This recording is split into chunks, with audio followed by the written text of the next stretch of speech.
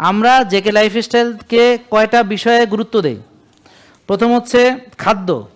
খাদ্য হলো আমরা আমাদের জন্য উপযুক্ত খাবার রিপোর্টের আলোকে, যাদের ইনসুলিন বেশি, সুগার বেশি তাদের জন্য যেটা উপযুক্ত, আবার যাদের সব নর্মাল তাদের জন্য প্রায় সব খাবারই তারা খেতে পারবে, হালাল তৈব যত খাবার আছে পৃথিবীতে।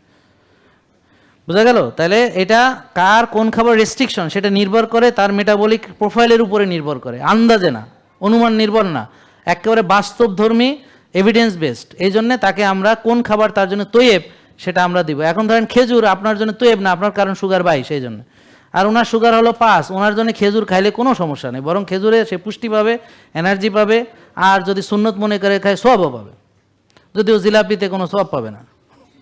আর আপনি যতই সুস্থ থাকেন জিলাপি আপনি খাবেন না, কথা বলতেছে, বুঝতে পারছেন? তো এটা খাবার। তাহলে খাবারের ভিতরে রিয়েল ফুড খেতে হবে, বিশেষ করে মাছ, মাংস, ডিম এবং শাকসবজি, ভালো তেল, ঘি, শাকসবজি। আমি সংক্ষেপে যাচ্ছি, হ্যাঁ। তাহলে প্রোটিন হচ্ছে ডিম, মাছ, মাংস, এটা হলো প্রোটিন। ভালো ফ্যাট হচ্ছে এখানে অলিভ অয়েল আছে, কোকোনাট অয়েল আছে, ঘি আছে। এবার মাছের তেল, মাছের সঙ্গে সামুদ্রিক মাছ, গরুর তেল, খাসির তেল খাওয়া যাবে, বুঝছো ভাই? হ্যাঁ, এগুলো খাওয়া যাবে। তাইলে হেলদি ফ্যাটের ভিতরে অলিভ অয়েল হচ্ছে সবচেয়ে ভালো হেলদি ফ্যাট। তো অলিভ অয়েলটা আবার রান্না করে খেতে হয় না, এটা কাঁচা খেতে হয় বা উপর দিয়ে দিতে হয়।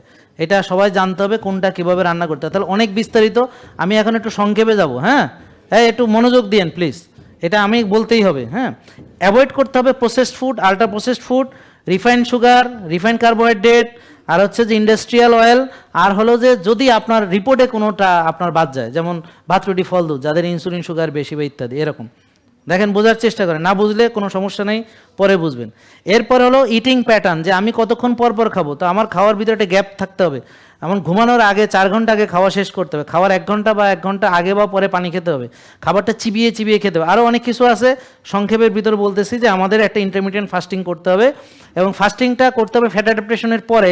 আর যদি কেউ বলে যে স্যার আমি যদি এখন থেকে ফাস্টিং করতে পারি, করবেন, আমার তো কোনো সমস্যা নেই। আপনি দুর্বল হয়ে না গেলে হলো, নেতায় পোতা না গেলে হলো, মাথা ঘুরে না পড়লে হলো, ক্ষুধায় কষ্ট না পেলে হলো, আপনার প্রসাবে জ্বালাপোড়া না করলে হলো, এটা তো আমার প্রবলেম না, আপনি পারলে করবেন। কিন্তু আমরা দেখেছি যদি ফ্যাট অ্যাডাপ্টেশন করে তারপর সে ফাস্টিং করে, তখন তার জন্য জিনিসটা সহজ হয়, ইজি হয়, কোনো কষ্ট হয় না। সঙ্গে একটু লবণ মেশানো পানি খেতে হয়।